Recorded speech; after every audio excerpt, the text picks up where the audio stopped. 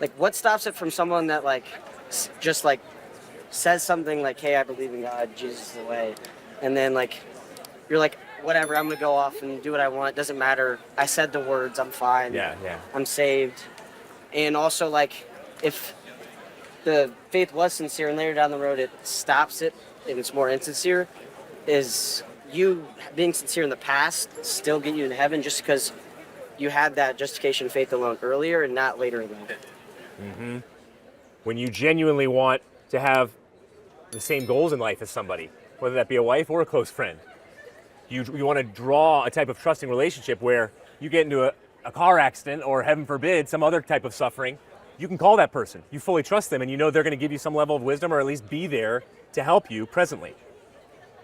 That's a genuine type of heart connection versus, I want to use this guy, I want to use this girl.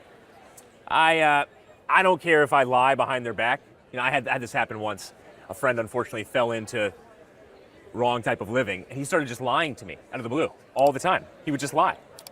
Okay, is that genuine friendship? No, I started to lose that friendship because he was lying to me and my other buddy all the time. And so looking at Christ in that kind of way, we know when we're genuine, and we definitely know when we're just rationalizing our sin, justifying it, saying, maybe God's not even there, or maybe God's pretty aloof, maybe God's really small, doesn't even know I'm doing this, God will forgive me. We know when we're not truly honest and motivated to actually live a life where we're not rationalizing sin. So no, I don't believe the once saved, always saved type of thinking when it comes to, if I confess with my heart and believe that Christ rose and actually saved me from my sins, I will be saved. That's it, got it. No, I don't see that. And I don't see it because of not just what Christ talks about, sheep and the goats, for example, Matthew 25, and the genuineness of going to hospitals and serving people, giving your money away, going about helping, healing the sick. If you're not doing that, then you didn't do it for me, Christ said, and I don't even know you.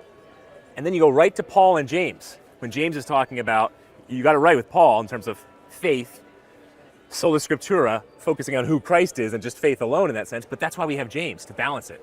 Faith without works is dead. And so the problem that so many people make is, so many Christians, they hop onto, it's all about works then. I got to be perfect. And there's people out here, Christians out here, who say, once I become a Christian, I never sin again. I will never sin again. Now, I think that's a lie. I think that's really hard to actually live out. But there is that camp. They're saying, I'm perfect. So that's just the James camp. But then there's those who are just in the Paul camp. We talked to football teams. We were just talking to the University of Texas football team, and then I was talking to the Cal Berkeley football team. It's fascinating to hear Christian, sometimes captains on the team or others, say, I'm trying to live out my faith in everything I do.